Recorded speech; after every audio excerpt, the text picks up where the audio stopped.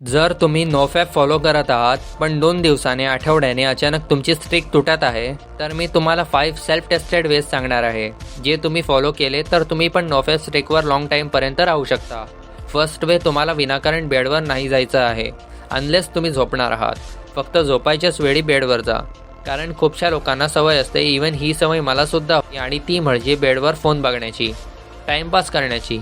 याने काय होतं की तुम्ही बेडवर जाता, तुमच्याकडे काही कारण नसतो, नंतर अचानक एक अर्ज येते आणि नंतर कर्मकांड होऊन जातो आणि तुम्हाला रिग्रेट देऊन जातो. आणि जर तुम्ही खूप मोठे पबजी प्लेयर्स आहात तर एकतर पबजी खेळणं सोडा किंवा प्लीज चेअरवर बसून खेळा, बेडवर जाऊ नका. सेकंड वे, तुम्हाला तुमच्या रूममधून बाहेर निघायचं आहे, कारण रूममध्ये राहून तुम्हाला विचार येतील, तुमच्या मनातलं जे भूत आहे तो तुम्हाला सांगेल कोणी नाही आहे, कोणी बघत नाही आहे, आज कर, उद्यापासून बंद. आणि ही गोष्ट त्यांनाच माहिती असेल ज्यांच्याकडे स्वतःचा रूम आहे. आणि जर तुमच्याकडे रूम नाही आहे तर जास्तीत जास्त वेळ आईबाबांसोबत घालवा. आईला काय काम असेल तर मदत करा, बाबांसोबत बोलत बसा, आजी आजोबांसोबत बोला. थोडक्यात अशा जागेवर वेळ घालवा जिथे गर्दी आहे. इमॅजिन, आई बाबांसोबत गर्दीच्या जागी तुम्ही मॅस्टरबेट कराल.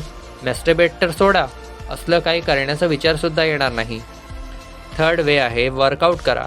होम वर्कआउट करू शकता तर होम वर्कआउट करा, जिमला जाऊ शकता तर जिमला जा, आणि ते पण नाही करू शकत तर वॉकला जा. रनिंग, स्पोर्ट्स अशा गोष्टीत स्वतःला इंडल्ज करा ज्यात तुम्ही दमता, कारण सुरुवातीचे 2 वेजला फॉलो करूनसुद्धा तुम्हाला अर्जेस येतील, कारण आपल्या बॉडीमध्ये खूप एनर्जी असते, ॲक्सेस एनर्जी.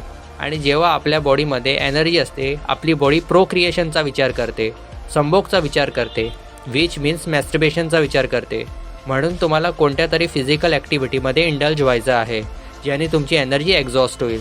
आणि फोर्थ वे आहे, मेडिटेशनला आपल्या लाईफमध्ये इन्क्लूड करा. बाय द वे, मेडिटेशनवर सृजनशील यांनी एक व्हिडिओ बनवली आहे, त्यांची व्हिडिओ तुम्ही चेकआउट करू शकता. ते पण मराठीमध्ये सेल्फ इम्प्रूव्हमेंट कंटेंट बनवतात. आय हायली रेकमेंड यू की त्यांची व्हिडिओ बघा. अँड फिफ्थ वे इज, आपल्या लाईफला पर्पजसोबत जगा. आपल्या लाईफमध्ये काहीतरी प्रोडक्टिव्ह करा, ज्याने तुम्हाला मिशन अकॉम्प्लिशमेंटची फिलिंग येईल की मी काहीतरी केलं आहे.